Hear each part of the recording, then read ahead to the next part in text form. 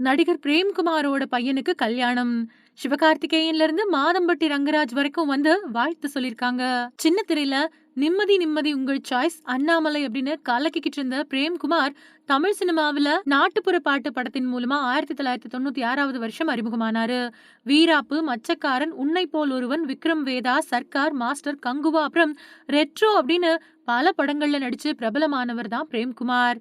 அவரை பார்க்க இளமையா இருக்கிற நிலையில அவருக்கு இவ்ளோ பெரிய மகனா அப்படின்னும், அவருக்கு கல்யாணம் ஆயிடுச்சா அப்படின்னும் ரசிகர்கள் ஷாக் ஆயிருக்காங்க.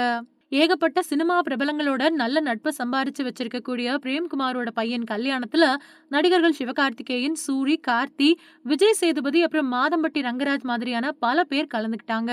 விக்ரம் வேதா படத்துல எல்லாம் நல்ல நண்பனா நடிச்சு தன்னோட வில்லத்தனத்தை பிரேம் காட்டக்கூடிய இடமெல்லாம் வேற லெவல்ல இருக்கும்.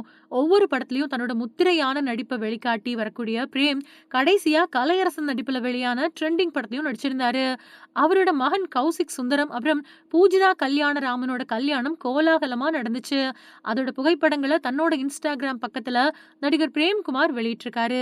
பழம்பெரும் நடிகர் சிவகுமார், கார்த்தி, விஜய் சேதுபதி, சூரி, சிவகார்த்திகேயன், மாதம்பட்டி ரங்கராஜ் அப்படின்னு திரைத்துறை பிரபலங்கள் நிறைய பேரு கல்யாண வரவேற்பு விழா அப்புறம் கல்யாணத்துல நேர்ல வந்து கலந்துக்கிட்டு மணமக்களுக்கு ஆசி வழங்கியிருக்காங்க. அந்த போட்டோஸ நடிகர் பிரேம் தன்னோட இன்ஸ்டாகிராம் பக்கத்துல ஷேர் பண்ணி தன்னோட சந்தோஷத்தையும் நன்றியையும் வெளிப்படுத்தியிருக்காரு.